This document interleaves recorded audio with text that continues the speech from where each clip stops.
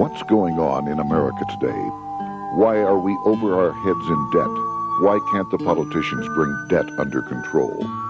Why are so many people, often both parents now, working at low-paying, dead-end jobs and still making do with less? What's the future of the American economy and way of life? Why does the government tell us inflation is low when the buying power of our paychecks is declining at an alarming rate? Only a generation ago, bread was a quarter, and you could get a new car for $19.95. The problem is that since 1864, we've had a debt-based banking system. All our money is based on government debt. We cannot extinguish government debt without extinguishing our money supply. That's why talk of paying off the national debt without reforming our banking system is an impossibility. That's why the solution does not lie in discussing the size of the national debt, rather it lies in reforming our banking system. This is the Federal Reserve headquarters in Washington. It sits on this very impressive address, right on Constitution Avenue, right across from the Lincoln Memorial. But is it federal? Is it really part of the United States government? Well, what we're about to show you is that there's nothing federal about the Federal Reserve, and there are no reserves. The name is a deception created back before the Federal Reserve Act was passed in 1913 to make Americans think that America's central bank operates in the public interest. The truth is that the Federal Reserve is a private bank owned by private stockholders and run purely for their private profit. That's exactly correct. The Fed is a privately owned for-profit corporation which, again, has no reserves, at least no reserves available to back up the Federal Reserve notes, which is our common currency. Oh, absolutely. The Federal Reserve is neither federal and has doubtful reserves. It's a private bank that is owned by member banks. And it was chartered under the guise of deceit by an act of Congress in 1913. If there's still any doubt whether the Federal Reserve is a part of the U.S. government, check your local telephone book. In most cities, it is not listed in the blue government pages. It is listed in the business white pages right next to Federal Express, another private company. But more directly, U.S. courts have ruled time and time again that the Fed is a private corporation. Why can't Congress do something about the Fed? Most members of Congress just don't understand the system, and the few who do are afraid to speak up. For example, initially a veteran congressman from Chicago asked us if he could be interviewed for this video. However, both times our camera crew arrived at his office to do the interview, this was all we were able to film. The congressman never appeared, and eventually decided he no longer wanted to participate. But a few others in Congress have been bolder over the years. Here are 3 quick examples. In 1923, Representative Charles A. Lindbergh, a Republican from Minnesota, and father of the famed aviator Lucky Lindy, put it this way: the financial system has been turned over to the Federal Reserve Board. That board administers the finance system by authority of a purely profiteering group. The system is private, conducted for the sole purpose of obtaining the greatest possible profits from the use of other people's money. One of the most outspoken critics in Congress of the Fed was the former chairman of the House Banking and Currency Committee during the Great Depression years. Lewis T. McFadden, Republican of Pennsylvania, said in 1932, "We have in this country one of the most corrupt institutions the world has ever known. I refer to the Federal Reserve Board. This evil institution has impoverished the people of the United States and has practically bankrupted our government. It has done this through the corrupt practices of the moneyed vultures who control it."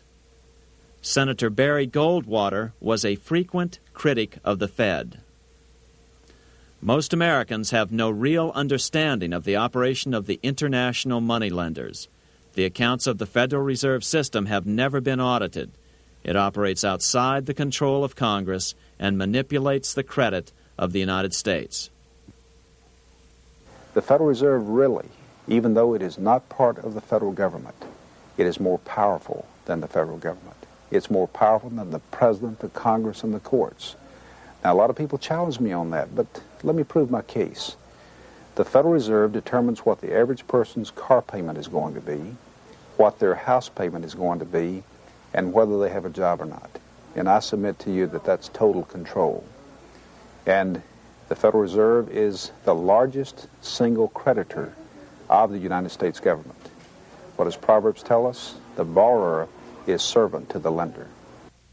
What one has to understand is that from the day the Constitution was adopted right up to today, the folks who profit from privately owned central banks, as Madison called them, the money changers, have fought a running battle for control over who gets to print America's money. Why is who prints the money so important? Think of money as just another commodity. If you have a monopoly on a commodity that everyone needs, everyone wants, and nobody has enough of, there are lots of ways to make a profit, and also exert tremendous political influence. That's what this battle is all about. Throughout the history of the United States, the money power has gone back and forth between Congress and some sort of privately owned central bank. The Founding Fathers knew the evils of a privately owned central bank. First of all, they had seen how the privately owned British central bank, the Bank of England, had run up the British national debt to such an extent that Parliament had been forced to place unfair taxes on the American colonies. In fact, as we'll see later, Ben Franklin claimed that this was the real cause of the American Revolution. Most of the Founding Fathers realized the potential dangers of banking and feared bankers' accumulation of wealth and power. Jefferson put it this way: I sincerely believe that banking institutions are more dangerous to our liberties than standing armies. The issuing power should be taken from the banks and restored to the people to whom it properly belongs. That succinct statement of Jefferson is, in fact, the solution to all our economic problems today. It bears repeating. The issuing power should be taken from the banks and restored to the people to whom it properly belongs. James Madison, the main author of the Constitution, agreed. Interestingly, he called those behind the central bank scheme money changers. Madison strongly criticized their actions. History records that the money changers have used every form of abuse, intrigue, deceit, and violent means possible to maintain their control over governments by controlling money and its issuance. The battle over who gets to issue our money has been the pivotal issue throughout the history of the United States. Wars are fought over it, depressions are caused to acquire it. Yet after World War I, this battle was rarely mentioned in newspapers or history books. Why? By World War I, the money changers, with their dominant wealth, had seized control of most of the nation's press. Throughout U.S. history, this battle over who gets the power to issue our money has raged. In fact, it's changed hands back and forth 8 times since 1764. Yet this fact has virtually vanished from public view for over 3 generations behind a smokescreen emitted by Fed cheerleaders in the media. Until we stop talking about deficits and government spending and start talking about who controls how much money we have, it's all just a big shell game, a complete and utter deception. It won't matter if you pass an ironclad amendment to the Constitution mandating a balanced budget. Our situation is only going to get worse until we root out the cause at its source. What's the solution for our national problem? First of all, education. That's what this video presentation is all about. But secondly, we must act. We must take back the power to issue our own money. Issuing our own money is not a radical solution. I want to stress that. It's the same solution used at different points in U.S. history by men like Benjamin Franklin, Thomas Jefferson, Andrew Jackson, Martin Van Buren, and Abraham Lincoln. So, to sum it up, in 1913, Congress gave an independent central bank, deceptively named the Federal Reserve, a monopoly over issuing America's money, and the debt generated by this quasi-private corporation is what is killing the American economy. Though the Federal Reserve is now the most powerful central bank in the world, it was not the first. So where did this idea come from? To really understand the magnitude of the problem, we have to travel back to Europe. Just who are these money changers James Madison spoke of? In the Bible, 2,000 years ago, Jesus drove the money changers from the temple. It was the only time Jesus used force during his ministry. What were money changers doing in the temple? When Jews came to Jerusalem to pay their temple tax, they could only pay it with a special coin, the half shekel of the sanctuary. This was a half ounce of pure silver about this size. It was the only coin around at that time which was pure silver and of assured weight without the image of a pagan emperor. Therefore, to Jews, the half shekel was the only coin acceptable to God. But these coins were not plentiful. The money changers had cornered the market on them. Then they raised the price, just like any other commodity, to whatever the market would bear. In other words, money changers were making exorbitant profits because they held a virtual monopoly on money. The Jews had to pay whatever they demanded. To Jesus, this totally violated the sanctity of God's house.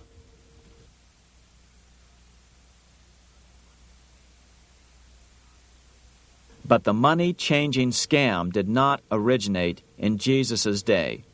200 years before Christ, Rome was having trouble with money changers. 2 early Roman emperors had tried to diminish the power of the money changers by reforming usury laws and limiting land ownership to 500 acres. They were both assassinated. In 48 BC, Julius Caesar took back the power to coin money from the money changers and minted coins for the benefit of all. With this new, plentiful supply of money, he built great public works projects. By making money plentiful, Caesar won the love of the common man. But the money changers hated him. Some believe this was an important factor in Caesar's assassination. One thing is for sure, with the death of Caesar came the demise of plentiful money in Rome. Taxes increased, as did corruption. Just as in the case of America today, usury and debased coin became the rule. Eventually, the Roman money supply was reduced by 90%. As a result, the common people lost their lands and their homes, just as is about to happen soon in America. With the demise of plentiful money, the masses lost confidence in the Roman government and refused to support it. Rome plunged into the gloom of the Dark Ages.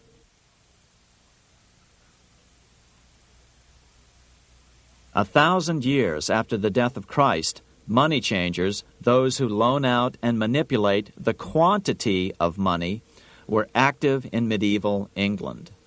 In fact, they were so active that acting together, they could manipulate the entire English economy. These were not bankers per se. The money changers generally were the goldsmiths. They were the first bankers because they started keeping other people's gold for safekeeping in their vaults. The first paper money was merely a receipt for gold left at the goldsmith. Paper money caught on because it was more convenient than carrying around a lot of heavy gold and silver coins. Eventually, goldsmiths noticed that only a small fraction of the depositors ever came in and demanded their gold at any one time. Goldsmiths started cheating on the system. They discovered that they could print more money than they had gold, and usually no one would be the wiser. Then they could loan out this extra money and collect interest on it. This was the birth of fractional reserve banking. That is, loaning out many times more money than you have assets on deposit. So, if $1,000 in gold were deposited with them, they could loan out about $10,000 in paper money and draw interest payments on it, and no one would ever discover the deception. By this means, goldsmiths gradually accumulated more and more wealth and used this wealth to accumulate more and more gold. Today, this practice of loaning out more money than there are reserves is known as fractional reserve banking. Every bank in the United States is allowed to loan out at least 10 times more money than they actually have. That's why they get rich on charging, let's say, 8% interest. It's not really 8% per year, which is their income. It's 80%. That's why bank buildings are always the largest in town. But does that mean that all interest or all banking should be illegal? Hardly. In the Middle Ages, canon law, the law of the Catholic Church, forbade charging interest on loans. This concept followed the teachings of Aristotle and St. Thomas Aquinas. They taught that the purpose of money was to serve the members of society, to facilitate the exchange of goods needed to lead a virtuous life. Interest, in their belief, hindered this purpose by putting an unnecessary burden on the use of money. In other words, interest was contrary to reason and justice. Reflecting church law in the Middle Ages, Europe forbade charging interest on loans and made it a crime called usury. As commerce grew, and therefore opportunities for investment arose in the late Middle Ages, it came to be recognized that to loan money had a cost for the lender, both in risk and in lost opportunity. So some charges were allowed, but not interest per se. But all moralists, no matter what religion, condemn fraud, oppression of the poor, and injustice as clearly immoral. As we will see, fractional reserve lending is rooted in a fraud, results in widespread poverty, and reduces the value of everyone else's money. The ancient goldsmiths discovered that extra profits could be made by rowing the economy between easy money and tight money. When they made money easier to borrow, then the amount of money in circulation expanded. Money was plentiful. People took out more loans to expand their businesses. But then the money changers would tighten the money supply. They would make loans more difficult to get. What would happen? Just what happens today. A certain percentage of people could not repay their previous loans and could not take out new loans to repay the old ones. Therefore, they went bankrupt and had to sell their assets to the goldsmiths for pennies on the dollar. The same thing is still going on today. Only today, we call this rowing of the economy up and down the business cycle. Like Julius Caesar, King Henry I of England finally resolved to take the money power away from the goldsmiths about 1100 A.D. Henry could have used anything as money, seashells, feathers, or even yak dung, as is often done in remote Tibetan provinces. But he invented one of the most unusual money systems in history. It was called the tally stick system. Here I have one of the few surviving examples of this form of British money, which lasted 726 years until 1826, a tally stick. The tally system was adopted to avoid the monetary manipulation of the goldsmiths. Tally sticks were money fabricated out of sticks of polished wood. Notches were cut along one edge of the stick to indicate the denominations. Then the stick was split lengthwise through the notches so that both pieces still had a record of the notches. The king kept one half to protect against counterfeiting. Then he would spend the other half into the economy and they would circulate as money. This particular tally stick is huge. It represented 25,000 pounds. One of the original stockholders in the Bank of England purchased his original shares with this stick. In other words, he bought shares in the world's richest and most powerful corporation with a stick of wood. It's ironic that after its formation in 1694, the Bank of England attacked the tally stick system because it was money outside the power of the money changers, just as King Henry had wanted it to be. Why do people accept sticks of wood for money? That's a great question. Throughout history, people traded anything they thought had value and used as money. You see, the secret is that money is only what people agree on to use as money. What's our paper money today? It's really just paper. But here's the trick. King Henry ordered that tally sticks had to be used to pay the king's taxes. This built-in demand for tally sticks immediately made them circulate and be accepted as money. And they worked well. In fact, no other form of money has worked so well for so long as tally sticks. Keep in mind, the British Empire was built under the tally stick system. The tally stick system succeeded despite the fact that the money changers constantly attacked it by offering the metal coin system as competition. In other words, metal coins never went completely out of circulation, but tally sticks hung on because they were good for the payment of taxes. Finally, in the 1500s, King Henry VIII relaxed the laws concerning usury, and the money changers wasted no time reasserting themselves. They quickly made their gold and silver money plentiful for a few decades. But when Queen Mary took the throne and tightened the usury laws again, the money changers renewed the hoarding of gold and silver coins, forcing the economy to plummet. When Queen Mary's sister, Queen Elizabeth I, took the throne, she was determined to regain control over English money. Her solution was to issue gold and silver coins from the public treasury and take the control over the money supply away from the money changers. Although control over money was not the only cause of the English Revolution in 1642, religious differences fueled the conflict. Monetary policy played a major role. Financed by the money changers, Oliver Cromwell finally overthrew King Charles, purged the Parliament, and put the king to death. The money changers were immediately allowed to consolidate their financial power. The result was that for the next 50 years, the money changers plunged Great Britain into a series of costly wars. They took over a square mile of property in the center of London, known as the City of London. This area today is still known as one of the 3 predominant financial centers of the world. Conflicts with the Stuart kings led the money changers in England to combine with those in the Netherlands to finance the invasion of William of Orange, who overthrew the Stuarts in 1688 and took the English throne.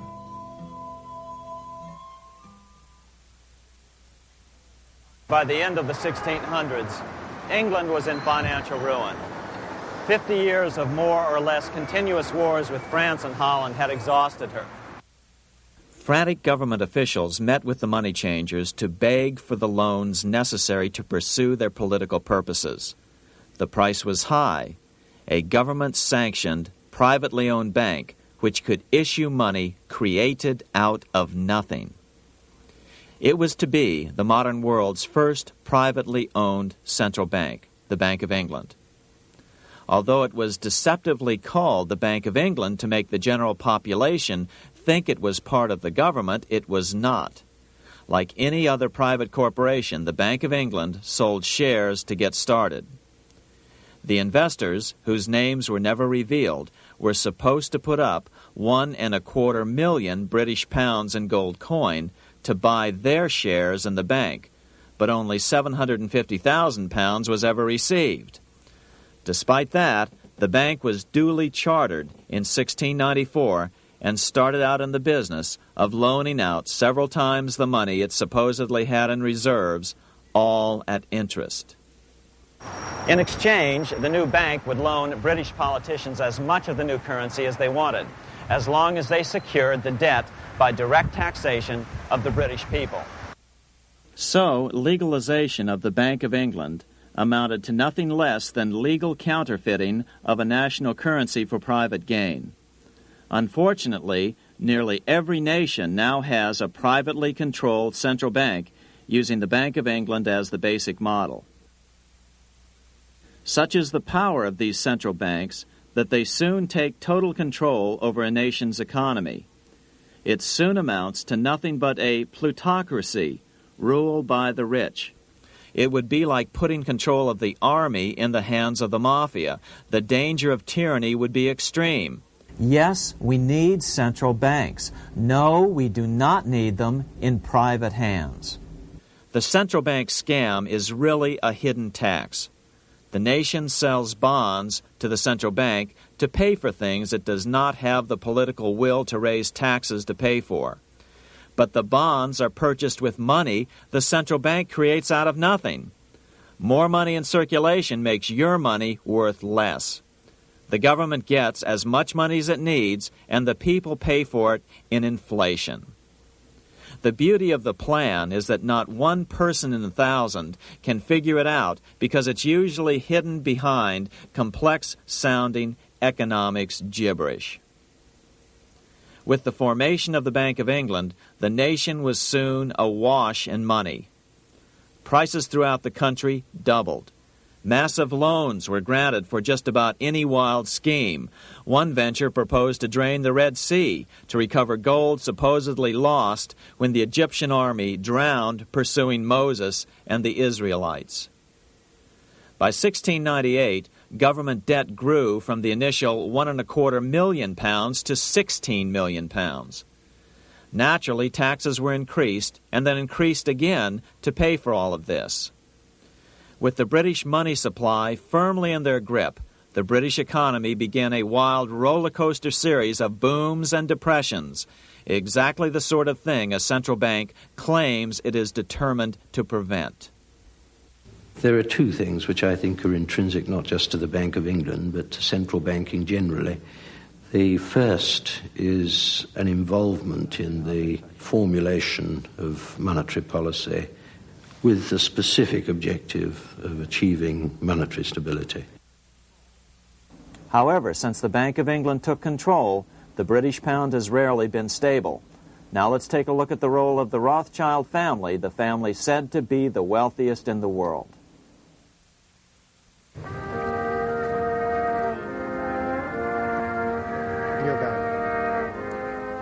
This is Frankfurt, Germany. 50 years after the Bank of England opened its doors, a goldsmith named Amschel Moses Bauer opened a coin shop, a counting house, in 1743. And over the door he placed a sign depicting a Roman eagle on a red shield. The shop became known as the Red Shield Firm, or in German, Rothschild. When his son, Amschel Meyer Bauer, inherited the business, he decided to change his name to Rothschild. Amschel soon learned that loaning money to governments and kings was more profitable than loaning to private individuals. Not only were the loans bigger, but they were secured by the nation's taxes. Mayer Rothschild had 5 sons. He trained them all in the skills of money creation, then sent them out to the major capitals of Europe to open branch offices of the family banking business. His first son, Amschel Meyer, stayed in Frankfurt to mind the hometown bank. His second son, Solomon, was sent to Vienna. His third son, Nathan, was clearly the most clever. He was sent to London at age 21 in 1798, 100 years after the founding of the Bank of England. His fourth son, Karl, went to Naples, and his fifth son, Jacob, went to Paris. In 1785, Mayer Amschel moved his entire family to this larger house, a 5-story dwelling he shared with the Schiff family. This house was known as the Green Shield. The Rothschilds and the Schiffs would play a central role in the rest of European financial history and in that of the United States. The Rothschilds broke into dealings with European royalty here at Wilhelmshof, the palace of the wealthiest man in Germany. In fact, the wealthiest monarch in all Europe, Prince William of Hesse-Kassel. At first, the Rothschilds were only helping William speculate in precious coins. But when Napoleon chased Prince William into exile, he sent £550,000, a gigantic sum at that time, to Nathan Rothschild in London with instructions for him to buy consols, British government bonds, also called government stock. But Rothschild used the money for his own purposes. With Napoleon on the loose, the opportunities of wartime investments were nearly limitless. William returned here sometime prior to the Battle of Waterloo in 1815. He summoned Rothschild and demanded his money back. The Rothschilds returned William's money with the interest the British consuls would have paid him had the investment actually been made. But the Rothschilds kept all the past profits they had made using William's money. Nathan Rothschild later bragged that in the 17 years he'd been in England, he'd increased his original £20,000 stake given to him by his father by 2,500 times. By cooperating within the family, the Rothschilds soon grew unbelievably wealthy. By the mid-1800s, they dominated all European banking and were certainly the wealthiest family in the world. They financed Cecil Rhodes, making it possible for him to establish a monopoly over the diamond and gold fields of South Africa. In America, they financed the Harrimans and railroads, the Vanderbilts and railroads and the press, and Carnegie in the steel industry, among many others. In fact, during World War I, J.P. Morgan was thought to be the richest man in America. But after his death, it was discovered that he was actually only a lieutenant of the Rothschilds.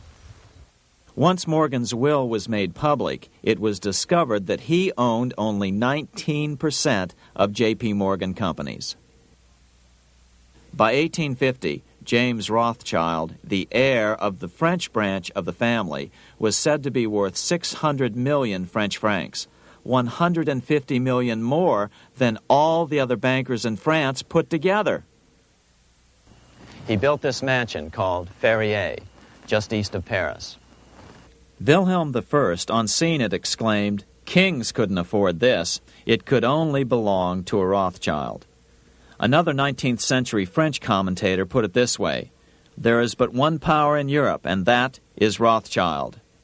There is no evidence that their predominant standing in European or world finance has changed. Now let's take a look at the results the Bank of England had produced on the British economy and how that later was the root cause of the American Revolution.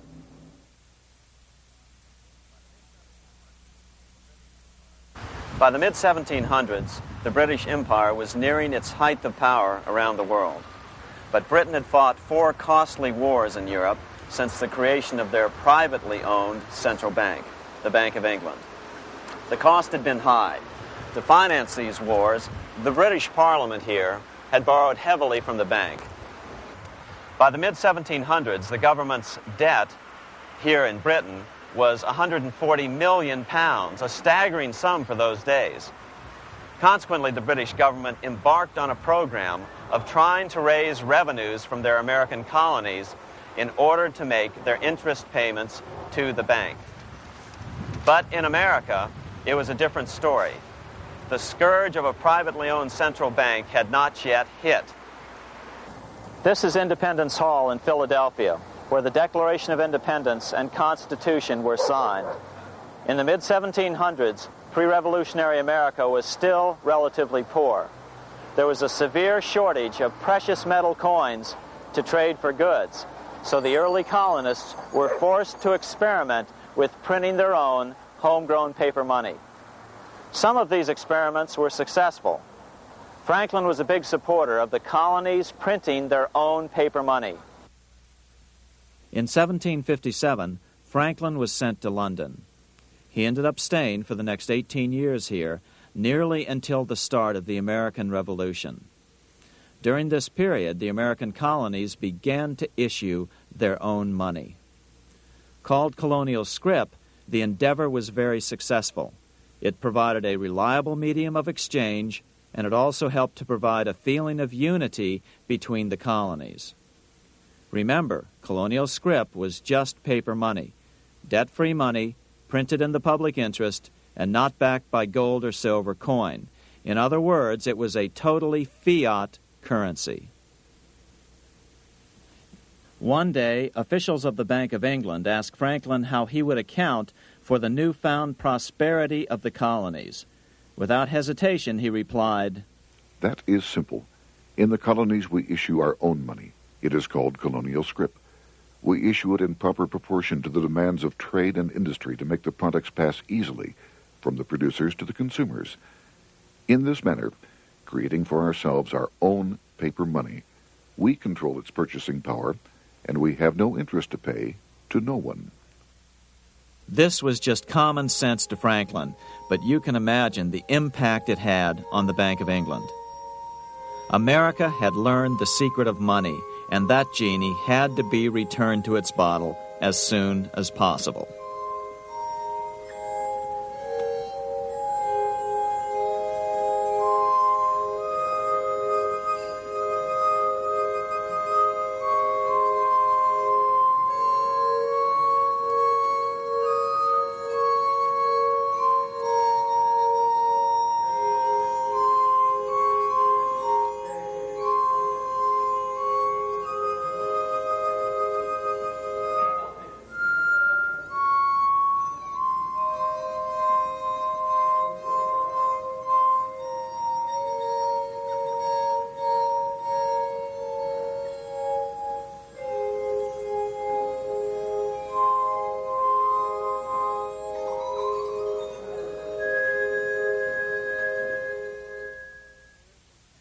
As a result, Parliament hurriedly passed the Currency Act of 1764. This prohibited colonial officials from issuing their own money and ordered them to pay all future taxes in gold or silver coins. In other words, it forced the colonies on a gold or silver standard. For those who still believe that a gold standard is the answer for America's current monetary problems, look what happened to America after that. Writing in his autobiography, Franklin said, "In 1 year, the conditions were so reversed that the era of prosperity ended and a depression set in to such an extent that the streets of the colonies were filled with unemployed." Franklin claims that this was even the basic cause for the American Revolution. As Franklin put it in his autobiography, "The colonies would gladly have borne a little tax on tea and other matters had it not been that England took away from the colonies their money, which created unemployment and dissatisfaction. The inability of the colonists to get the power to issue their own money permanently out of the hands of George III and the international bankers was the prime reason for the Revolutionary War." By the time the first shots were fired in Lexington, Massachusetts, on April 19, 1775, the colonies had been drained of gold and silver coin by British taxation. As a result, the Continental government had no choice but to print money to finance the war. At the start of the Revolution, the U.S. money supply stood at $12 million. By the end of the war, it was nearly $500 million. As a result, the currency was virtually worthless. Shoes sold for $5,000 a pair. Colonial scrip had worked because just enough was issued to facilitate trade. As George Washington lamented, "A wagon load of money will scarcely purchase a wagon load of provisions." Today, those who support a gold-backed currency point to this period during the Revolution to demonstrate the evils of a fiat currency. But remember, the same currency had worked so well 20 years earlier during times of peace that the Bank of England had Parliament outlaw it. Towards the end of the Revolution, the Continental Congress, meeting here at Independence Hall, grew desperate for money. In 1781, they allowed Robert Morris, their financial superintendent, to open a privately owned central bank. Incidentally, Morris was a wealthy man who had grown wealthier during the Revolution by trading in war materials. Called the Bank of North America, the new bank was closely modeled after the Bank of England. It was allowed to practice fractional reserve banking. That is, it could lend out money it didn't have, then charge interest on it. If you or I were to do that, we would be charged with fraud, a felony. The bank's charter called for private investors to put up $400,000 worth of initial capital. But when Morris was unable to raise the money, he brazenly used his political influence to have gold deposited in the bank, which had been loaned to America by France. He then loaned this money to himself and his friends to reinvest in shares of the bank. And, like the Bank of England, the bank was given a monopoly over the national currency. Soon the dangers became clear. The value of American currency continued to plummet. So, 4 years later, in 1785, the bank's charter was not renewed. The leader of the effort to kill the bank, William Findley of Pennsylvania, explained the problem this way, quote, "This institution, having no principle but that of avarice, will never be varied in its object, to engross all the wealth, power, and influence of the state." The men behind the Bank of North America, Alexander Hamilton, Robert Morris, and the bank's president, Thomas Whiling, did not give up. Only 6 years later, Hamilton, then Secretary of the Treasury, and his mentor, Morris, rammed a new privately owned central bank through the new Congress. Called the first bank of the United States, Thomas Whiling again served as the bank's president. The players were the same, only the name of the bank was changed.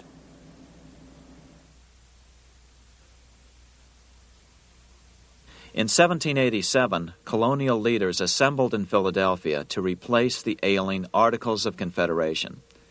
As we saw earlier, both Thomas Jefferson and James Madison were unalterably opposed to a privately owned central bank. They had seen the problems caused by the Bank of England. They wanted nothing of it. As Jefferson later put it, "If the American people ever allow private banks to control the issue of their currency, first by inflation, then by deflation, the banks and the corporations which grow up around them will deprive the people of all property until their children wake up homeless on the continent their fathers conquered." during the debate over the future monetary system, another one of the founding fathers, Gouverneur Morris, castigated the motivations of the owners of the Bank of North America. Gouverneur Morris headed the committee that wrote the final draft of the Constitution. Morris knew the motivations of the bank well.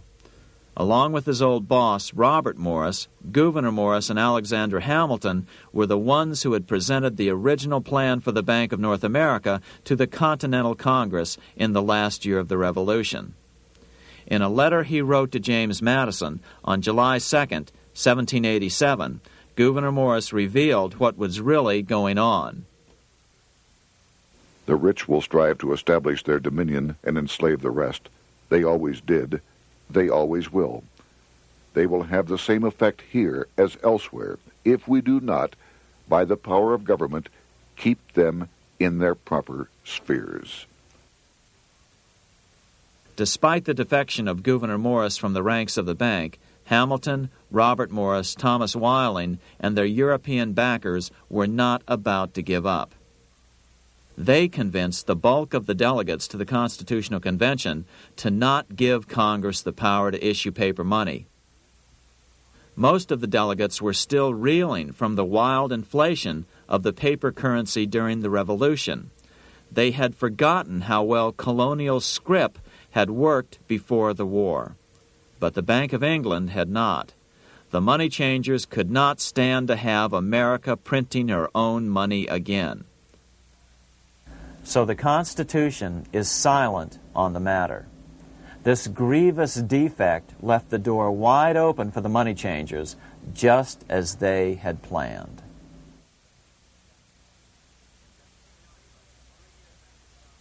In 1790, less than 3 years after the Constitution had been signed, the money changers struck again. The newly appointed first Secretary of the Treasury, Alexander Hamilton, proposed a bill to the Congress calling for a new, privately owned central bank.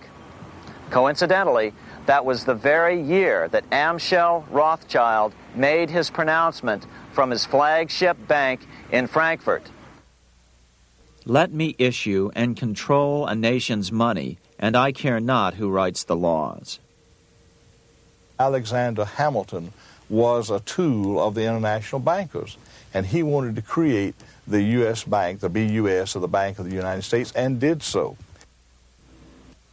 Interestingly, one of Hamilton's first jobs after graduating from law school in 1782 was as an aide to Robert Morris, the head of the Bank of North America. In fact, the year before, Hamilton had written Morris a letter saying, "A national debt, if it is not excessive, will be to us a national blessing." A blessing to whom? After a year of intense debate, in 1791, Congress passed the bill and gave it a 20-year charter. The new bank was to be called the First Bank of the United States, or BUS. Here we are in front of the First Bank of the United States in Philadelphia. The bank was given a monopoly on printing U.S. currency, even though 80% of its stock would be held by private investors. The other 20% would be purchased by the U.S. government. But the reason was not to give the government a piece of the action. It was to provide the capital for the other 80% owners. As with the old Bank of North America and the Bank of England before that, the stockholders never paid the full amount for their shares. The U.S. government put up their initial $2 million in cash. Then the bank, through the old magic of fractional reserve lending, made loans to its charter investors so they could come up with the remaining $8 million of capital needed for this risk-free investment. Like the Bank of England, the name of the Bank of the United States was deliberately chosen to hide the fact that it was privately controlled. And like the Bank of England, the names of the investors in the bank were never revealed. Many years later, it was a common saying that the Rothschilds were the power behind the old Bank of the United States. The bank was sold to Congress as a way to bring stability to the banking system and eliminate inflation. So what happened? Over the first 5 years, the U.S. government borrowed $8.2 million from the Bank of the United States. In the same 5-year period, prices rose by 72%. Jefferson, as the new Secretary of State, watched the borrowing with sadness and frustration, unable to stop it.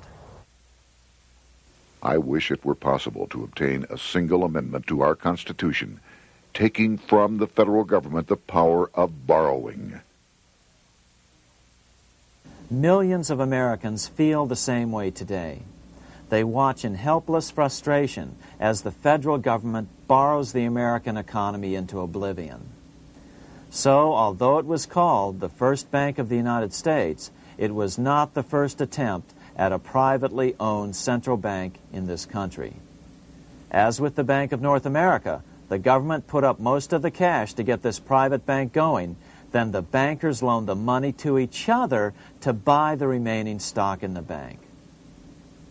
It was a scam, plain and simple, and they wouldn't be able to get away with it for long.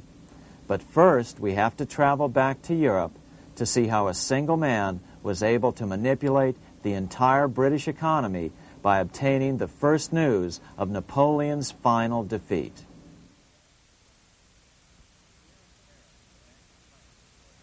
Here in Paris, the Bank of France was organized in 1800, just like the Bank of England. But Napoleon decided France had to break free of debt, and he never trusted the Bank of France. He declared that when a government is dependent upon bankers for money, the bankers, not the leaders of the government, are in control. The hand that gives is above the hand that takes.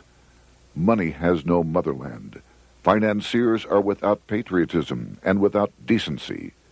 Their sole object is gain. Back in America, unexpected help was about to arrive. In 1800, Thomas Jefferson narrowly defeated John Adams to become the third president of the United States. By 1803, Jefferson and Napoleon had struck a deal. The U.S. would give Napoleon $3 million in gold in exchange for a huge chunk of territory west of the Mississippi River, the Louisiana Purchase. With that $3 million, Napoleon quickly forged an army and set off across Europe, conquering everything in his path. But the Bank of England quickly rose to oppose him. They financed every nation in his path, reaping the enormous profits of war. Prussia, Austria, and finally Russia all went heavily into debt in a futile attempt to stop Napoleon. 4 years later, with the main French army in Russia, 30-year-old Nathan Rothschild, the head of the London office of the Rothschild family, personally took charge of a bold plan to smuggle a much-needed shipment of gold right through France to finance an attack by the Duke of Wellington from Spain.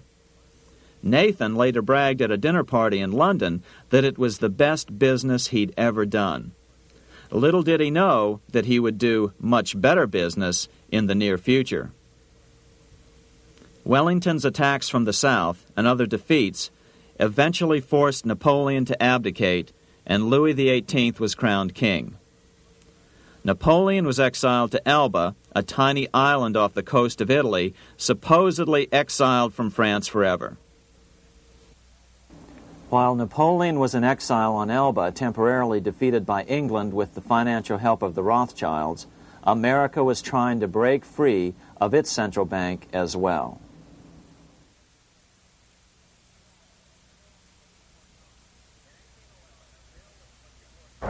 In 1811, a bill was put before Congress to renew the charter of the Bank of the United States. The debate grew very heated, and the legislatures of both Pennsylvania and Virginia passed resolutions asking Congress to kill the bank. The press corps of the day attacked the bank openly, calling it a great swindle, a vulture, a viper, and a cobra. Oh, to have an independent press once again in America. A congressman named P.B. Porter attacked the bank from the floor of Congress, saying if the bank's charter was renewed, Congress, quote, will have planted in the bosom of this Constitution a viper, which one day or another will sting the liberties of this country to the heart, close quote. Prospects didn't look that good for the bank. Some writers have even claimed that Nathan Rothschild warned that the United States would find itself involved in a most disastrous war if the bank's charter were not renewed. But it wasn't enough. When the smoke had cleared, the renewal bill was defeated by a single vote in the House and was deadlocked in the Senate. By now, America's fourth president, James Madison, was in the White House. Remember, Madison was a staunch opponent of the bank. His vice president, George Clinton, broke a tie in the Senate and sent the bank into oblivion. Within 5 months, England attacked the U.S., and the War of 1812 was on. But the British were still busy fighting Napoleon, and so the War of 1812 ended in a draw in 1814. Though the money changers were temporarily down, they were far from out. It would take them only another 2 years to bring back their bank bigger and stronger than ever.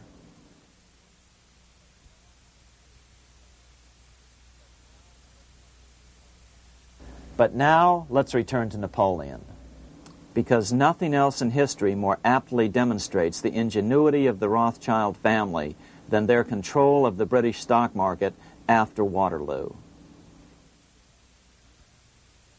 In 1815, a year after the end of the War of 1812 in America, Napoleon escaped his exile and returned to Paris. French troops were sent out to capture him, but such was his charisma that the soldiers rallied around their old leader and hailed him as their emperor once again. In March of 1815, Napoleon equipped an army which Britain's Duke of Wellington defeated less than 90 days later at Waterloo. Some writers claim Napoleon borrowed £5 million from the Bank of England to rearm, but it appears these funds actually came from the Ouvard banking house in Paris. Nevertheless, from about this point on, it was not unusual for privately controlled central banks to finance both sides in a war. Why would a central bank finance opposing sides in a war? Because war is the biggest debt generator of them all. A nation will borrow any amount for victory. The ultimate loser is loaned just enough to hold out the vain hope of victory, and the ultimate winner is given enough to win. Besides, such loans are usually conditioned upon the guarantee that the victor will honor the debts of the vanquished.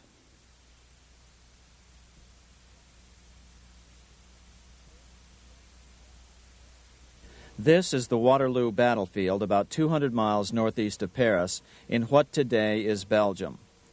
Here Napoleon suffered his final defeat, but not before thousands of French and Englishmen gave their lives on a steamy summer day in July of 1815. Right over there, on June 18, 1815, 74,000 French troops met 67,000 troops from Britain and other European nations. The outcome was certainly in doubt. In fact, had Napoleon attacked a few hours earlier, he would probably have won the battle. But no matter who won or lost, back in London, Nathan Rothschild planned to use the opportunity to try to seize control over the British stock and bond market and possibly even the Bank of England. Rothschild stationed a trusted agent, a man named Rothworth, on the north side of the battlefield, closer to the English Channel. Once the battle had been decided, Rothworth took off for the Channel. He delivered the news to Nathan Rothschild a full 24 hours before Wellington's own courier. Rothschild hurried to the stock market and took up his usual position in front of an ancient pillar. All eyes were on him. The Rothschilds had a legendary communications network. If Wellington had been defeated and Napoleon was loose on the continent again, Britain's financial situation would become grave indeed. Rothschild looked saddened. He stood there motionless, eyes downcast. Then suddenly he began selling. Other nervous investors saw that Rothschild was selling. It could only mean one thing. Napoleon must have won, Wellington must have lost. The market plummeted. Soon everyone was selling their consols, their British government bonds, and prices dropped sharply. But then Rothschild started secretly buying up the consols through his agents for only a fraction of their worth hours before. Myths, legends, you say? 100 years later, the New York Times ran a story which said that Nathan's grandson had attempted to secure a court order to suppress a book with this stock market story in it. The Rothschild family claimed the story was untrue and libelous, but the court denied the Rothschilds' request and ordered the family to pay all court costs. What's even more interesting about this story is that some authors claim that the day after the Battle of Waterloo, in a matter of hours, Nathan Rothschild came to dominate not only the bond market, but the Bank of England as well. Whether or not the Rothschild family seized control of the Bank of England, the first privately owned central bank in a major European nation and the wealthiest, one thing is certain. By the mid-1800s, the Rothschilds were the richest family in the world, bar none. They dominated the new government bond markets and branched into other banks and industrial concerns. In fact, the rest of the 19th century was known as the Age of the Rothschilds. Despite this overwhelming wealth, the family has generally cultivated an aura of invisibility. Although the family controls scores of industrial, commercial, mining, and tourist corporations, only a handful bear the Rothschild name. By the end of the 19th century, one expert estimated that the Rothschild family controlled half the wealth of the world. Whatever the extent of their vast wealth, it is reasonable to assume that their percentage of the world's wealth has increased since then. But since the turn of the century, the Rothschilds have cultivated the notion that their power has somehow waned even as their wealth increases.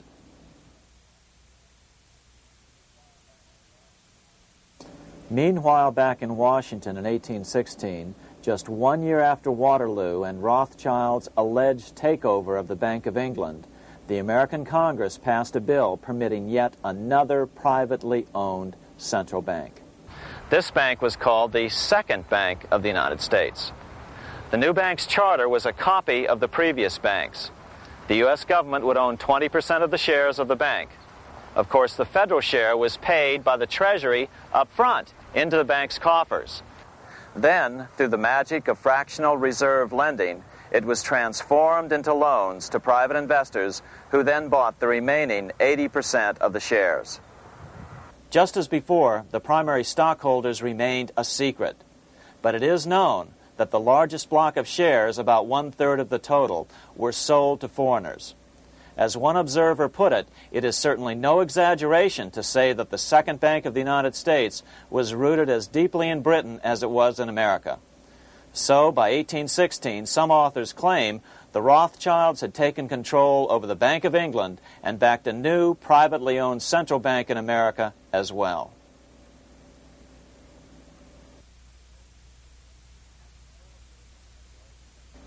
After 12 years of manipulations of the U.S. economy on the part of the Second Bank of the U.S., the American people had had just about enough. Opponents of the bank nominated a dignified senator from Tennessee, Andrew Jackson, the hero of the Battle of New Orleans, to run for president. This is his home, the Hermitage. No one gave Jackson a chance initially. The bank had long ago learned how the political process could be controlled with money. To the surprise and dismay of the money changers, Jackson was swept into office in 1828. Jackson was determined to kill the bank at the first opportunity and wasted no time in trying to do so. But the bank's 20-year charter didn't come up for renewal until 1836, the last year of his second term, if he could survive that long. During his first term, Jackson contented himself with rooting out the bank's many minions from government service. He fired 2,000 of the 11,000 employees of the federal government. In 1832, with his re-election approaching, the bank struck an early blow, hoping Jackson would not want to stir up controversy. They asked Congress to pass a renewal bill 4 years early. Naturally, Congress complied, then sent it to the president for signing. But Jackson weighed in with both feet. Old Hickory, never a coward, vetoed the bill. His veto message is one of the great American documents. It clearly lays out the responsibility of the American government towards its citizens, rich and poor. It is not our own citizens only who are to receive the bounty of our government. More than 8 millions of the stock of this bank are held by foreigners. Is there no danger to our liberty and independence in a bank that in its nature has so little to bind it to our country? Controlling our currency, receiving our public monies, and holding thousands of our citizens' independence would be more formidable and dangerous than a military power of the enemy. If government would confine itself to equal protection and, as heaven does its rains, shower its favor alike on the high and the low, the rich and the poor, it would be an unqualified blessing. In the act before me, there seems to be a wide and unnecessary departure from these just principles. Later that year, in July 1832, Congress was unable to override Jackson's veto. Now Jackson had to stand for re-election. Jackson took his argument directly to the people. For the first time in U.S. history, Jackson took his presidential campaign on the road. Before then, presidential candidates stayed at home and looked presidential. His campaign slogan was "Jackson and no bank." The National Republican Party ran Senator Henry Clay against Jackson. Despite the fact that the bankers poured over $3 million into Clay's campaign, Jackson was reelected by a landslide in November of 1832. Despite his presidential victory, Jackson knew the battle was only beginning. "The hydra of corruption is only scotched, not dead," said the newly elected president. Jackson ordered his new Secretary of Treasury, Lewis McLean, to start removing the government's deposits from the second bank and start placing them in state banks. But McLean refused to do so. Jackson fired him and appointed William J. Duane as the new Secretary of the Treasury. Duane also refused to comply with the president's requests, and so Jackson fired him as well and then appointed Roger B. Taney to the office. Taney did withdraw government funds from the bank starting on October 1st, 1833. Jackson was jubilant. "I have it chained. I'm ready with screws to draw every tooth and then the stumps." But the bank was not yet done fighting. Its head, Nicholas Biddle, used his influence to get the Senate to reject Taney's nomination. Then, in a rare show of arrogance, Biddle threatened to cause a depression if the bank was not rechartered. This worthy president thinks that because he has scalped Indians and imprisoned judges, he is to have his way with the bank. He is mistaken. Next, in an unbelievable fit of honesty for a central banker, Biddle admitted that the bank was going to make money scarce to force Congress to restore the bank. Nothing but widespread suffering will produce any effect on Congress. Our only safety is in pursuing a steady course of firm restriction, and I have no doubt that such a course will ultimately lead to restoration of the currency and the recharter of the bank. What a stunning revelation. Here was the pure truth, revealed with shocking clarity. Biddle intended to use the money contraction power of the bank to cause a massive depression until America gave in. Unfortunately, this has happened time and time again throughout U.S. history and is about to happen again in today's world. Nicholas Biddle made good on his threat. The bank sharply contracted the money supply by calling in old loans and refusing to extend new ones. A financial panic ensued, followed by a deep depression. Naturally, Biddle blamed Jackson for the crash, saying that it was caused by the withdrawal of federal funds from the bank. Unfortunately, his plan worked well. Wages and prices sagged. Unemployment soared along with business bankruptcies. The nation quickly went into an uproar. Newspaper editors blasted Jackson in editorials. The bank threatened to withhold payments, which then could be made directly to key politicians for their support. Within only months, Congress assembled in what was called the panic session. 6 months after he had withdrawn funds from the bank, Jackson was officially censured by a resolution which passed the Senate by a vote of 26 to 20. It was the first time a president had ever been censured by Congress. Jackson lashed out at the bank. "You are a den of vipers. I intend to rout you out, and by eternal God, I will rout you out." America's fate teetered on a knife edge. If Congress could muster enough votes to override Jackson's veto, the bank would be granted another 20-year monopoly or more over America's money, time enough to consolidate its already great power. Then a miracle occurred. The governor of Pennsylvania came out supporting President Jackson and strongly criticized the bank. On top of that, Biddle had been caught boasting in public about the bank's plan to crash the economy. Suddenly, the tide shifted. In April of 1834, the House of Representatives voted 134 to 82 against rechartering the bank. This was followed up by an even more lopsided vote to establish a special committee to investigate whether the bank had caused the crash. When the investigating committee arrived at the bank's door in Philadelphia, armed with a subpoena to examine the books, Biddle refused to give them up.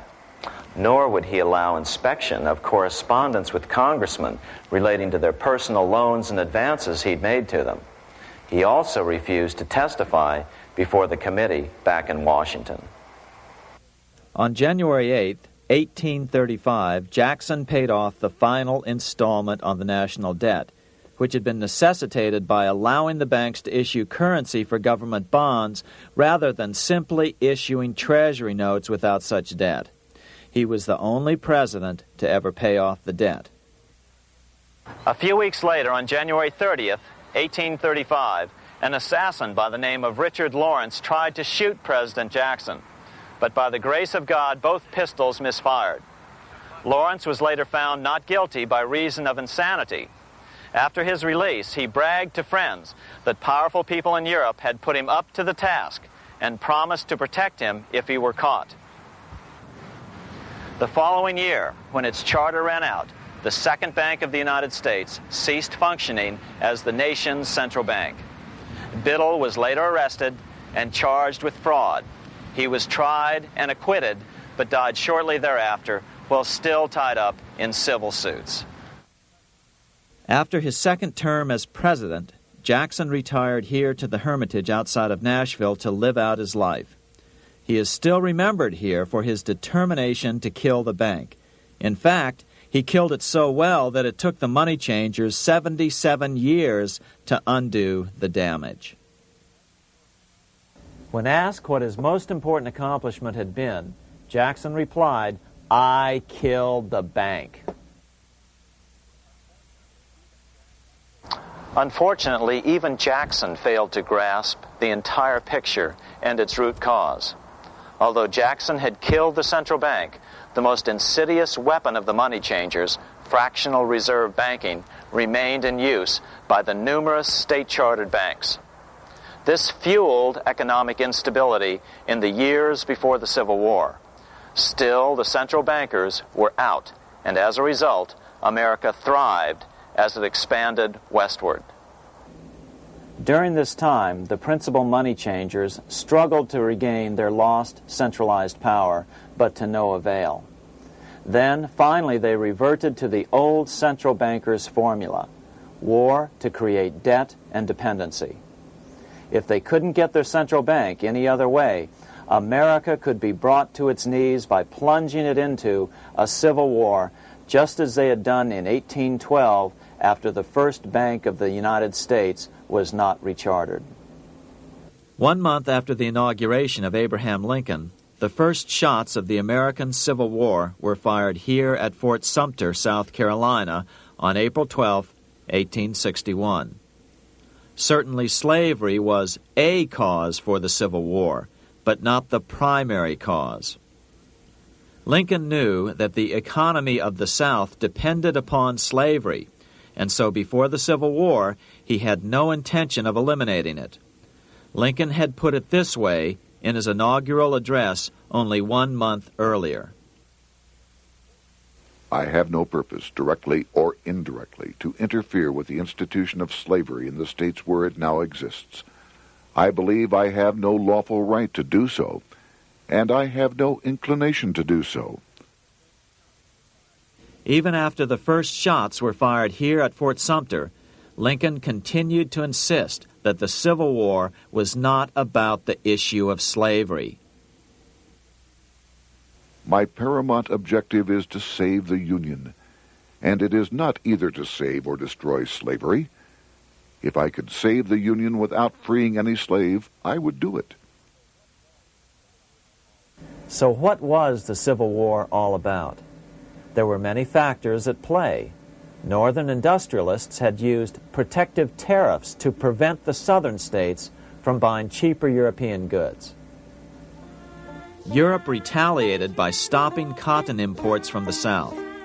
The southern states were in a double financial bind. They were forced to pay more for most of the necessities of life, while their income from cotton exports plummeted. The South was angry. But there were other factors at work.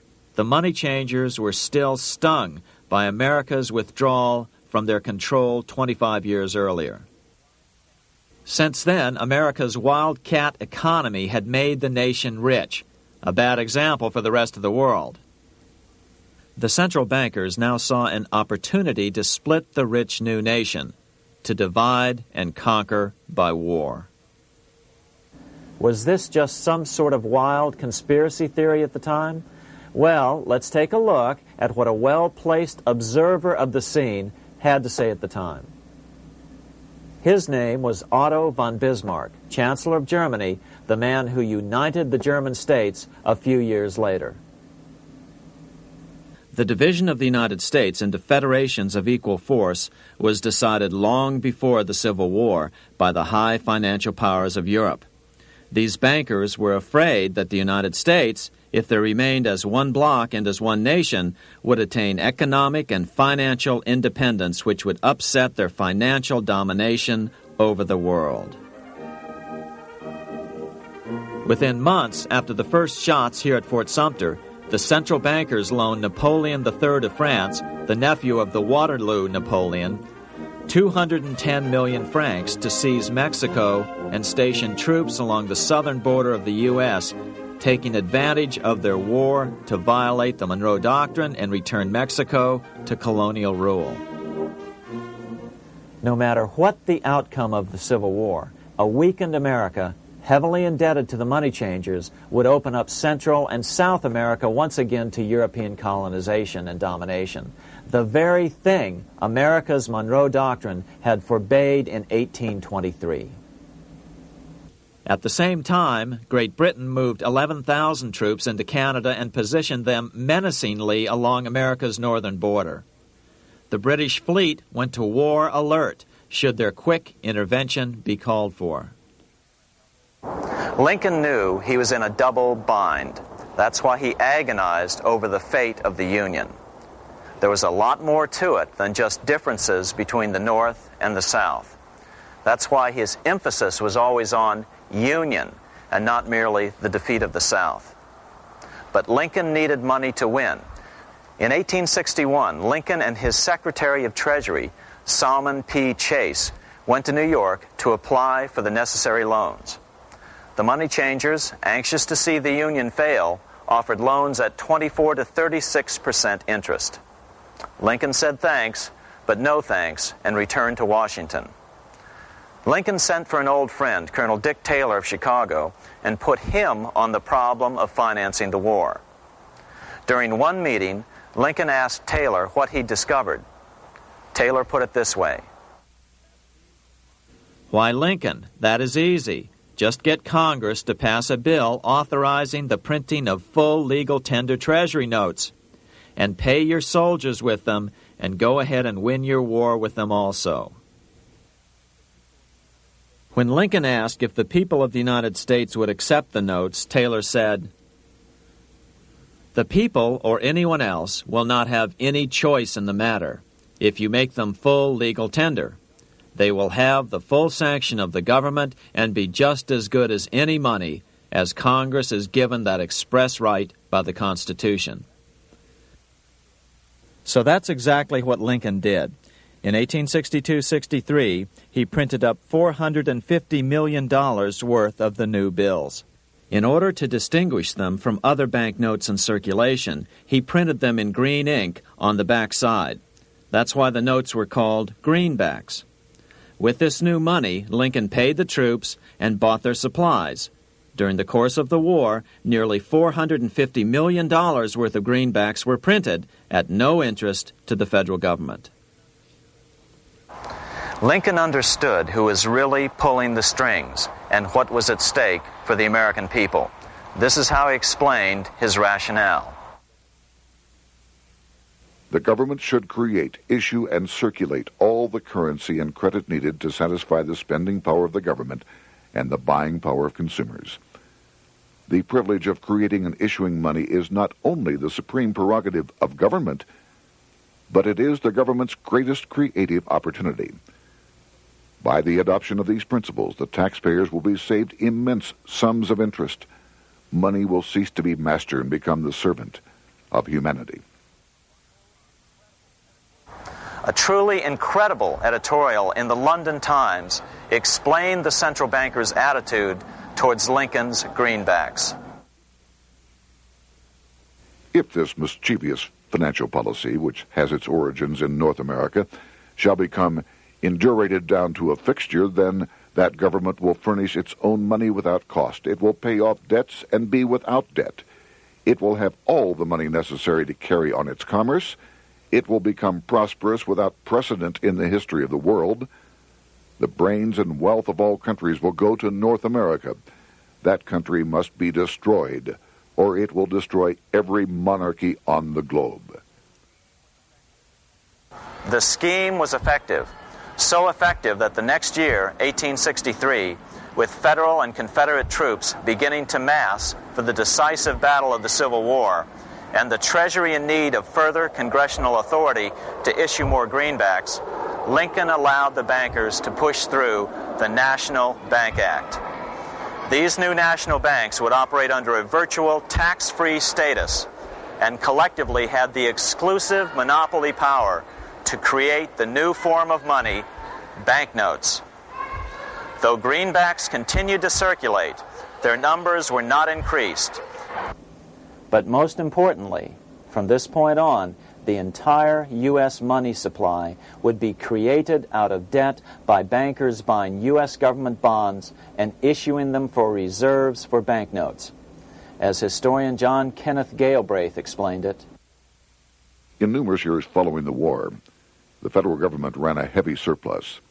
It could not, however, pay off its debt, retire its securities, because to do so meant there would be no bonds to back the national banknotes. To pay off the debt was to destroy the money supply. Later in 1863, Lincoln got some unexpected help from Tsar Alexander II of Russia. The Tsar, like Bismarck in Germany, knew what the international money changers were up to and had steadfastly refused to let them set up a central bank in Russia. If America survived and was able to remain out of their clutches, the Tsar's position would remain secure. If the bankers were successful at dividing America and giving the pieces back to Great Britain and France, both nations under control of their central banks, eventually they would threaten Russia again. So the Tsar gave orders that if either England or France actively intervened and gave aid to the South, Russia would consider such action as a declaration of war. He did the same with part of his Pacific Fleet and sent them to port in San Francisco. Lincoln was reelected the next year, 1864. Had he lived, he would surely have killed the national bank's money monopoly extracted from him during the war. On November 21, 1864, he wrote a friend the following. The money power preys upon the nation in times of peace and conspires against it in times of adversity. It is more despotic than monarchy, more insolent than autocracy, more selfish than bureaucracy. Shortly before Lincoln was murdered, his former Secretary of Treasury, Salmon P. Chase, bemoaned his role in helping secure the passage of the National Banking Act only 1 year earlier. My agency in promoting the passage of the National Banking Act was the greatest financial mistake in my life. It has built up a monopoly which affects every interest in the country. On April 14, 1865, 41 days after his second inauguration and just 5 days after Lee surrendered to Grant at Appomattox, Lincoln was shot by John Wilkes Booth at Ford's Theater. Bismarck, Chancellor of Germany, lamented the death of Abraham Lincoln. The death of Lincoln was a disaster for Christendom. There was no man in the United States great enough to wear his boots. I fear that foreign bankers, with their craftiness and tortuous tricks, will entirely corrupt the exuberant riches of America and use it systematically to corrupt modern civilization. They will not hesitate to plunge the whole of Christendom into wars and chaos in order that the earth should become their inheritance. Bismarck well understood the money changers' plan. Allegations that international bankers were responsible for Lincoln's assassination surfaced in Canada 70 years later in 1934.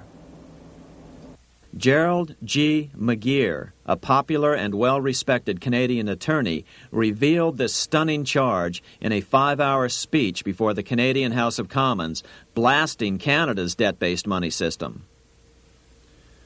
Remember, it was 1934, the height of the Great Depression, which was ravaging Canada as well. McGeer had obtained evidence deleted from the public record, provided to him by Secret Service agents at the trial of John Wilkes Booth, after Booth's death. McGeer said it showed that Booth was a mercenary working for the international bankers. According to an article in the Vancouver Sun of May 2nd, 1934, Abraham Lincoln, the martyred emancipator of the slaves, was assassinated through the machinations of a group representative of the international bankers who feared the United States president's national credit ambitions. There was only one group in the world at that time who had any reason to desire the death of Lincoln. They were the men opposed to his national currency program and who had fought him throughout the whole Civil War on his policy of greenback currency. Interestingly, McGeer claimed that Lincoln was assassinated not only because international bankers wanted to reestablish a central bank in America, but because they also wanted to base America's currency on gold. Gold they controlled. In other words, put America on a gold standard. Lincoln had done just the opposite by issuing U.S. notes, greenbacks, which were based purely on the good faith and credit of the United States. The article quoted McGeer as saying, "They were the men interested in the establishment of the gold standard and the right of the bankers to manage the currency and credit of every nation in the world. With Lincoln out of the way, they were able to proceed with that plan and did proceed with it in the United States.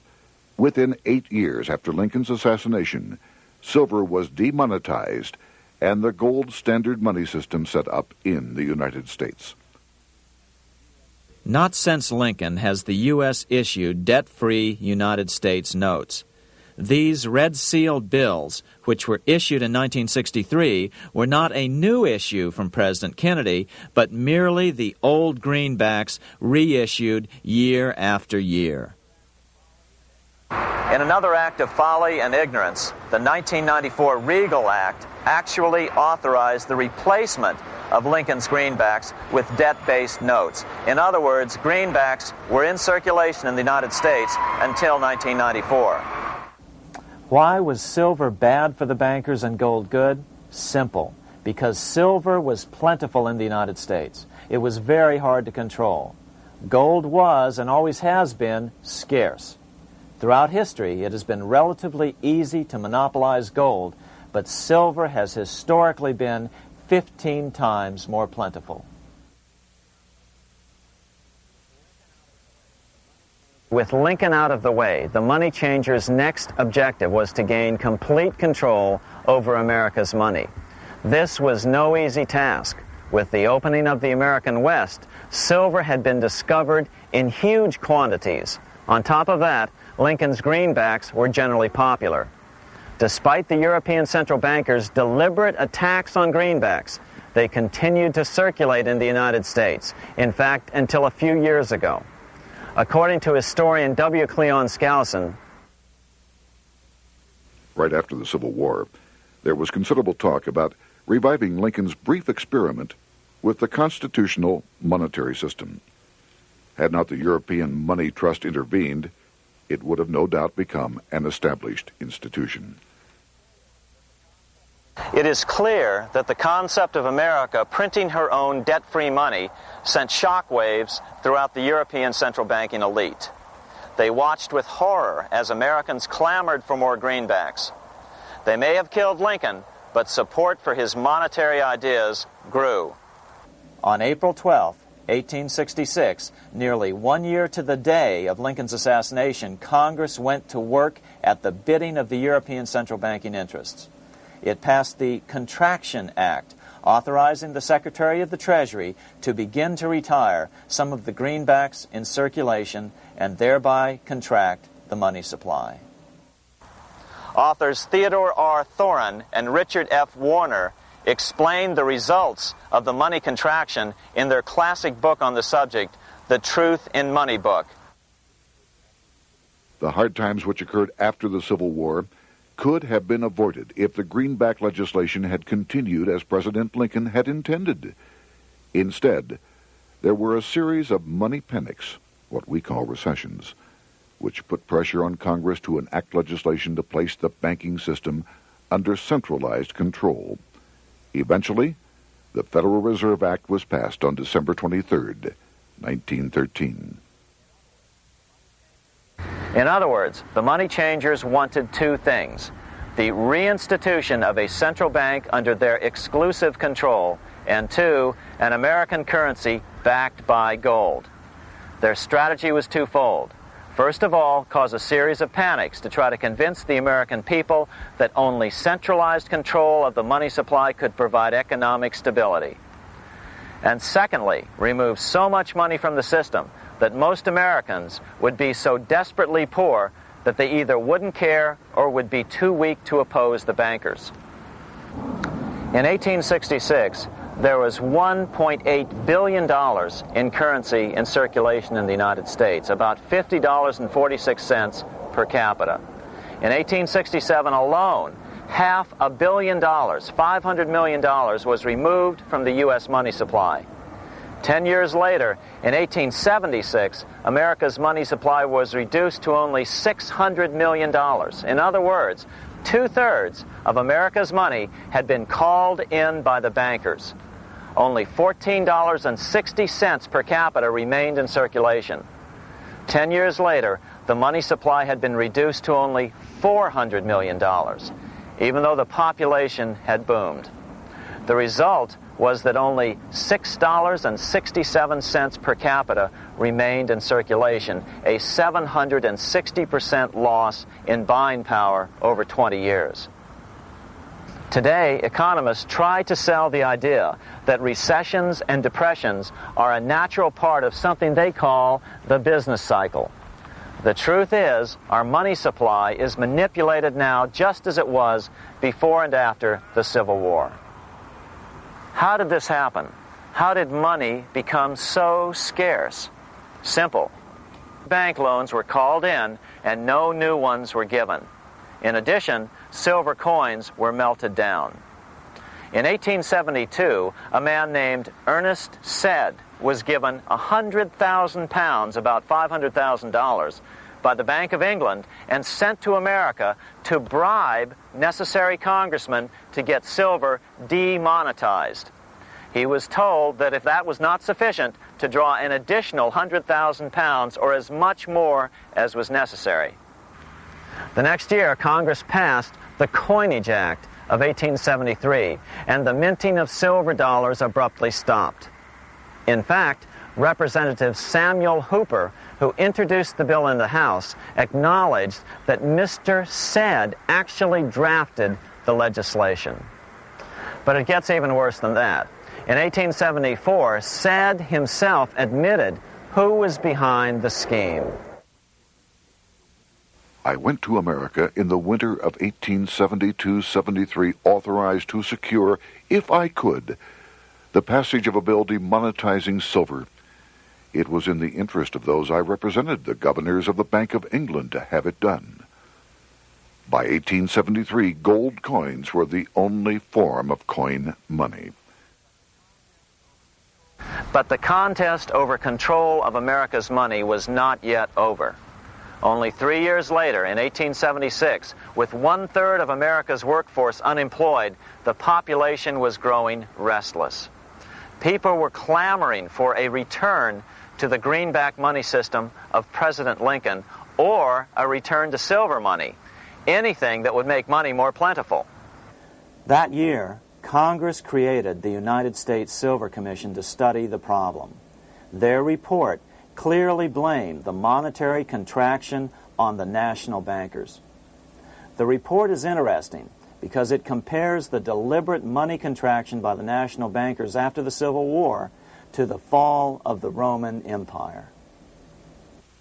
The disaster of the Dark Ages was caused by decreasing money and falling prices. Without money, civilization could not have had a beginning, and with a diminishing supply, it must languish, and unless relieved, finally perish. At the Christian era, the metallic money of the Roman Empire amounted to $1,800,000,000.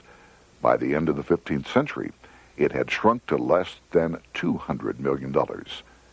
History records no other such disastrous transition as that from the Roman Empire to the Dark Ages.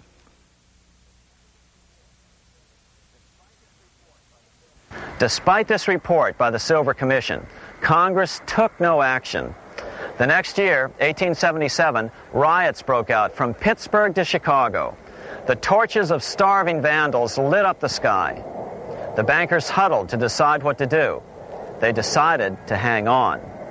Now that they were back in control to a certain extent, they were not about to give it up. At the meeting of the American Bankers Association that year, they urged their membership to do everything in their power to put down the notion of a return to greenbacks. The ABA Secretary, James Buell, authored a letter to the members which blatantly called on the banks to subvert not only Congress, but the press. It is advisable to do all in your power to sustain such prominent daily and weekly newspapers, especially the agricultural and religious press, as will oppose the greenback issue of paper money, and that you will also withhold patronage from all applicants who are not willing to oppose the government issue of money. To repeal the act creating banknotes or to restore to circulation the government issue of money will be to provide the people with money and will therefore seriously affect our individual profits as bankers and lenders. See your congressman at once and engage him to support our interest that we may control legislation. As political pressure mounted in Congress for change, the press tried to turn the American people away from the truth. The New York Tribune put it this way on January 10th, 1878. "The capital of the country is organized at last, and we will see whether Congress will dare to fly in its face." But it didn't work entirely. On February 28, 1878, Congress passed the Sherman Law, allowing the minting of a limited number of silver dollars, ending the 5-year hiatus. This did not end gold backing of the currency, however, nor did it completely free silver. Previous to 1873, anyone who brought silver to the U.S. Mint could have it struck into silver dollars free of charge. No longer. But at least some money began to flow back into the economy again. With no further threat to their control, the bankers loosened up on loans, and the post-Civil War depression was finally ended. 3 years later, the American people elected Republican James Garfield president. Garfield understood how the economy was being manipulated. As a congressman, he had been chairman of the Appropriations Committee and was a member of Banking and Currency. After his inauguration, he slammed the money changers publicly in 1881. Whoever controls the volume of money in any country is absolute master of all industry and commerce. And when you realize that the entire system is very easily controlled, one way or another, by a few powerful men at the top, you will not have to be told how periods of inflation and depression originate. Unfortunately, within a few weeks of making this statement, on July 2nd of 1881, President Garfield was assassinated.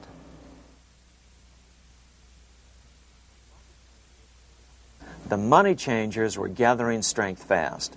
They began a periodic fleecing of the flock, as they called it, by creating economic booms followed by further depressions so they could buy up thousands of homes and farms for pennies on the dollar.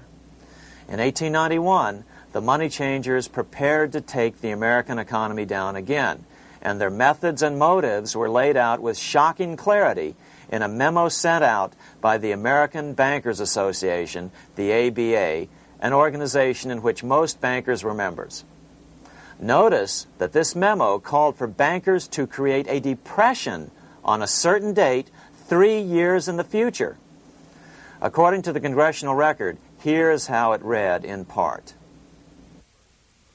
On September 1st, 1894, we will not renew our loans under any consideration. On September 1st, we will demand our money. We will foreclose and become mortgagees in possession. We can take 2/3 of the farms west of the Mississippi and thousands of them east of the Mississippi as well at our price. Then the farmers will become tenants, as in England. These depressions could be controlled because America was on the gold money standard. Since gold is scarce, it's one of the easiest commodities to manipulate. People wanted silver money legalized again so they could escape the stranglehold the money changers had on gold money. People wanted silver money reinstated, reversing Mr. Said's Act of 1873, by then called the Crime of 73. By 1896, the issue of more silver money had become the central issue in the presidential campaign. William Jennings Bryan, a senator from Nebraska, ran for president as a Democrat on the free silver issue. At the Democratic National Convention in Chicago, he made an emotional speech which won him the nomination entitled Crown of Thorns and Cross of Gold. Though Bryan was only 36 years old at the time, this speech is widely regarded as the most famous oration ever made before a political convention. In the dramatic conclusion, Bryan said, "We will answer their demand for a gold standard by saying to them, you shall not press down upon the brow of labor this crown of thorns. You shall not crucify mankind upon a cross of gold." The bankers lavishly supported the Republican candidate, William McKinley, who favored the gold standard. The resulting contest was amongst the most fiercely contested presidential races in American history. Bryan made over 600 speeches in 27 states. The McKinley campaign got manufacturers and industrialists to inform their employees that if Bryan were elected, all factories and plants would close and there would be no work. The ruse succeeded. McKinley beat Bryan by a small margin. Bryan ran for president again in 1900 and in 1908, but fell short each time. During the 1912 Democratic Convention, Bryan was a powerful figure who helped Woodrow Wilson win the nomination. When Wilson became president, he appointed Bryan as Secretary of State, but Bryan soon became disenchanted with the Wilson administration. Bryan served only 2 years in the Wilson administration before resigning in 1915 over the highly suspicious sinking of the Lusitania, the event which was used to drive America into World War I. Although William Jennings Bryan never gained the presidency, his efforts delayed the money changers for 17 years from attaining their next goal, a new, privately owned central bank for America.